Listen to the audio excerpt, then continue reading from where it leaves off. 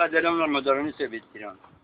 ما در هر یک جا امر معروف میکنیم، وادار میکنیم که شرایط بده شده است. هر یک بنده مسلمین باید فهمد که هر یک قدم ما گناه است. چون که میگویند جوانان زیایان آینده ملت است. اکثر زیایان حاضر است، تاکید میکنیم که بچه های جون تپروس نکشه، ناس نکشه، تو مرد باشی بنگ بزن، افیون بزن، گیر بزن، ککاین مریخوان بزن.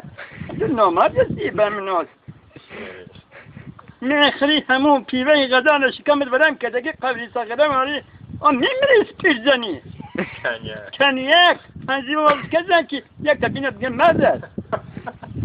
این نامرد برادر به همون چشمی بد نگاه میکنی، در همون دخترها در همون بیوزنها نگاه میکنی، حسد میخری، این نامردی است. میتونه قپیدگی تا فوز مانده گویده میگی وقتی مرد هستی نامردی نکن.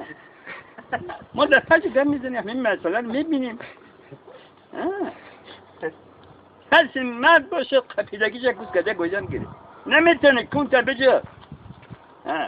با همین برادر عبری معرفی خانزینه ما با خنسید کسی که یگان عرض شکایت دارم همه به عرض زیرین نال خودی سیاد که دنگ زنید با ما در تماس باشه.